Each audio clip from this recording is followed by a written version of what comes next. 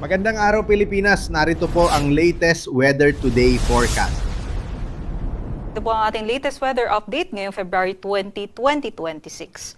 Ngayong araw, wala naman po tayong minomonitor na sama ng panahon, LPA or bagyo sa loob at labas ng ating area of responsibility.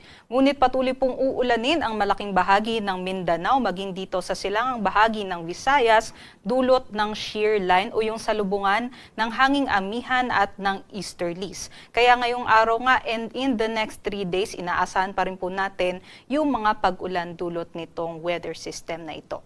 Samantala, yung amihan naman po natin ay patuloy pong bumubugso at ngayon nakakaapekto naman po sa May Luzon. Kaya ngayong araw, ang forecast po natin dito sa May Luzon area, expect po natin yung maulap na panahon na merong mga mahihinang mga pag-ulan sa eastern section ng Luzon. So dito po sa may Cagayan Valley, down towards Aurora, Quezon, and also dito rin po sa may Bicol region. Aside po dyan, yung ilang bahagi din po ng Cordillera Administrative Region ay makakaranas din po ng maulap na panahon at mahihinang pag-ulan.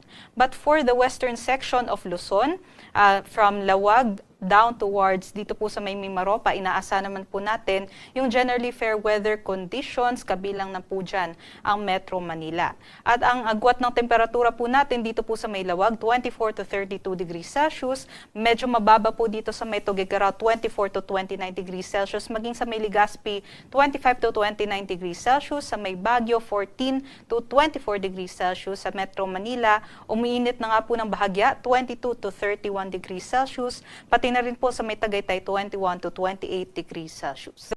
Dumako naman po tayo dito sa may Palawan, Visayas at Mindanao. Yung shear line nga natin nakakaapekto dito sa may silangang bahagi ng Visayas. So buong Eastern Visayas po yan. Maging dito sa may Cebu and Bohol, expect natin yung katamtaman hanggang sa malalakas na mga pag-ulan. Kaya doble ingat sa ating mga kababayan. And also, yung shear line din is affecting yung malaking bahagi din po ng Mindanao, liban na lamang dito sa may Zamboanga Peninsula. Although yung Sulu po ay kasama pa rin sa maaaring ulanin itong shear line.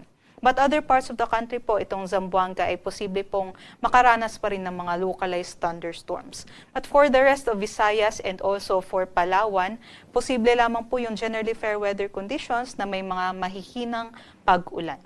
Ito naman po yung ating mga agwat ng temperatura dito po sa Visayas, Palawan, and Mindanao. Inaasahan po natin mabababa po ang temperatura dito po sa silangang bahagi ng Visayas and Mindanao dahil po yan sa shear line. So for Tacloban, 24 to 29 degrees Celsius. Sa may Cagayan de Oro, 24 to 28. Davao, 24 to 27. Mainit naman po ang ating panahon dito sa may Zamboanga. So 25 to 33 degrees Celsius po sila ngayong araw. And then for Cebu, 26 to 29. For Iloilo and Puerto Princesa, 24 to 31 degrees Celsius. While for Kalayaan Islands ay 27 to 30 degrees Celsius.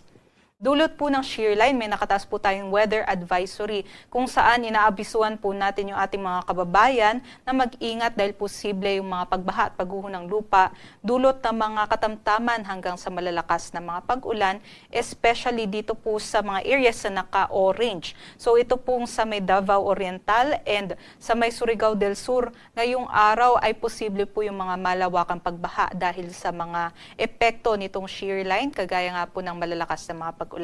Samantala, yung naka-yellow naman po dito sa may Davao de Oro, Agusan del Sur, Agusan del Norte, Surigao del Norte, maging sa may Dinagat Islands, possible yung 50 to 100 millimeters din ng mga pag-ulan na maaari ding magdulot ng mga localized floodings. Kaya para sa ating mga kababayan, malapit po doon sa mountain areas and also yung mga malapit din sa mga river basins natin, no, ay kailangan magdoble ingat po tayo and makipag-coordinate po tayo sa ating mga local government units in case po kailangan natin mag-evacuate dun sa ating mga lugar. And for tomorrow, mababawasan naman po yung mga pag-ulan, although possible pa rin po yung mga localized floodings and mga landslides dahil sa malalakas na pag-ulan sa may Davao Oriental, Surigao del Sur, Agusan del Norte, Surigao del Norte, Dinagat Islands, and part na rin po ang Southern Leyte. Dahil inaasahan natin yung shear line or yung axis po nitong shear line ay aakyat po patungo sa may Eastern Visayas in the next few days. At para sa kalagayan ng ating karagatan, wala naman po tayong nakataas na gale warning, kaya't malaya din po makakapaglayag yung ating mga kababayan. para sa ating 3-day weather outlook or yung inaasahan nating panahon sa susunod na 3 araw, mainly dito sa Luzon, mababa po yung tsansa ng mga pag-ulan. Although nandun pa rin yung posibilidad ng mga localized thunderstorm.